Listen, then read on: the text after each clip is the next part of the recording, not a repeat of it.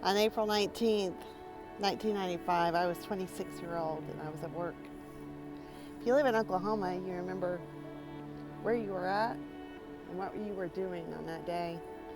I remember hearing something like a boom off in the distance. Went outside and we could see smoke in the downtown area of Oklahoma City. Lived about, I was about 15 or 16 miles away, but you could see it. A bomb had exploded outside the Alfred P. Murrah Federal Building in Oklahoma City, killing 168 people. 19 children in a daycare died that day. So on April 19th, 1995, I was on my third year of social work school. I had class the next day, and our professor just had us all just kind of just digest it all and talk about our feelings like a good social work class would do. And what was interesting is at the time I was working for the National Alliance for the Mentally Ill, but I wasn't working for state government yet. And it was interesting, within a couple years I had started doing an internship at the Commission on Children and Youth and had met a bunch of people that were impacted. And as I think most people know, those who provide social services or federal employees, state employees, it's a fairly limited number of people. There's only so many people. But it happened in 1997, then when I was working at the commission and working with federal grants and that sort of thing, then I would have known a lot of people that were impacted. And one thing that always impressed me too was how somebody could have that much hatred for government when, I spent my whole life working for government on behalf of the general public. I still find that concerning.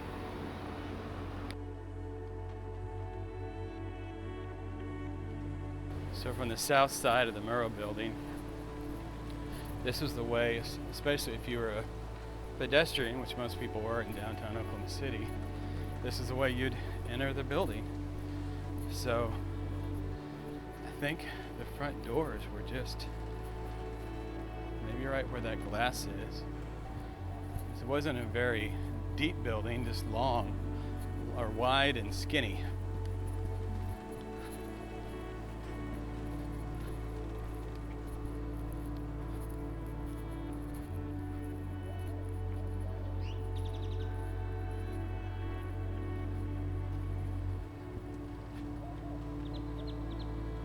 Reflecting more on that day and what happened, one thing about the memorial, I remember there being a lot of discussion, how do you mark such a tragic event in a positive way, that Oklahoma strong way, that resilience way, that, doesn't re-traumatize people, but gives them hope and gives them something to remember.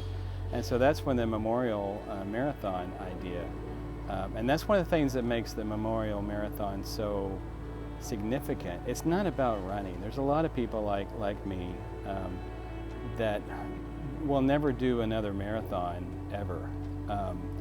The whole reason to do the memorial is to remember the people that were lost, remember the sacrifice of the community, and remember just the tragedy of the day. And so one thing, we did this back in 2016, is you've got firemen that'll run in full gear, kind of in honor of that day. You will have people tell you, thank you for running because we can't, so you're running on behalf of us. That makes you cry every time. And that's one reason why I think you have such a huge cheering squad. I mean, not only do you have this big marathon through downtown Oklahoma City and all the different vibrant residential communities, but just the fact that people want to be part of it even if they're not running. So, pretty exciting day.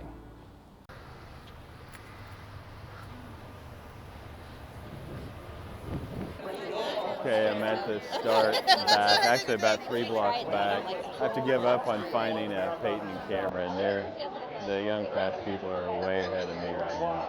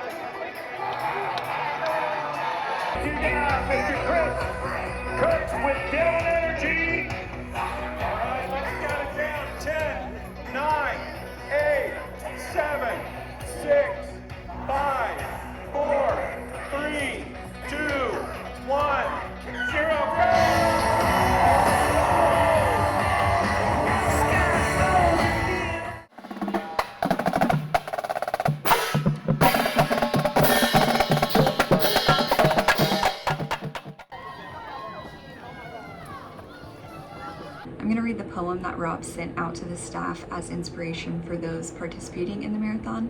It's titled Oklahoma Standard. Step by step you run with grace through streets where hearts still find their place. With every mile you carry light, born from sorrow, shaped by fight. You run for those no longer here, for names once spoken, held so dear.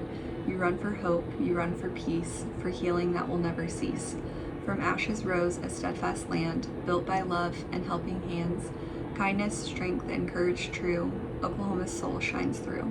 So lace your shoes and raise your head, your journey honors tears once shed. In unity our spirits stand, this is the heart of our great land. Good luck to each who dared the test. You run with purpose, run your best, and as you cross that finish line, know you carry something fine. The Oklahoma Standard, strong and bright, a beacon born from darkest night.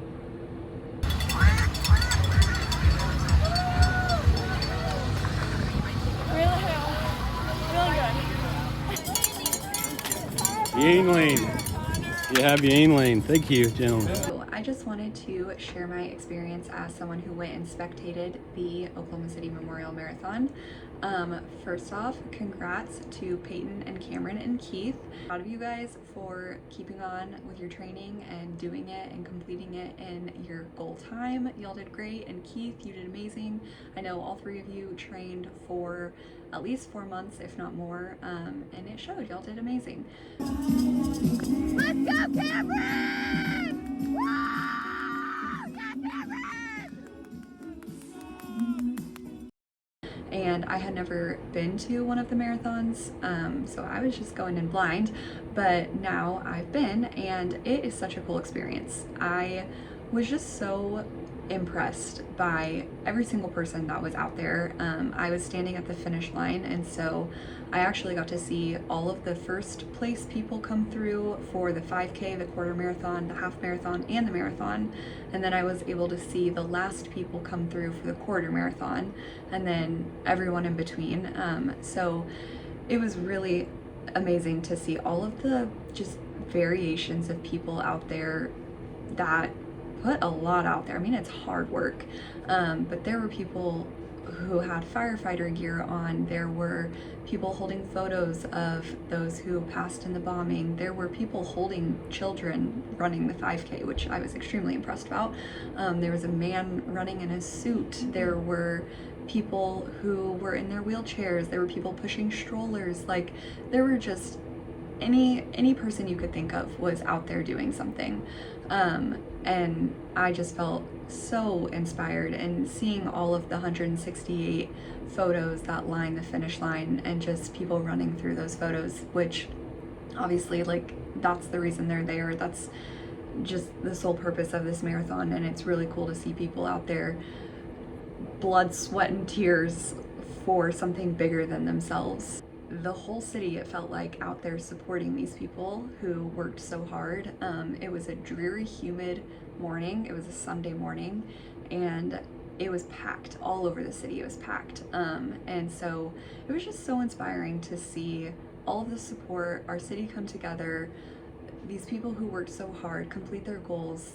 It was really just amazing. So if you haven't been, or you didn't go this year, I really suggest and encourage you to go support next year. It'll just give you kind of a new perspective on our city, and just it's just amazing. So yeah, congrats guys. I'm really proud of y'all, and let's do it again next year. We finished, and now we have to walk home.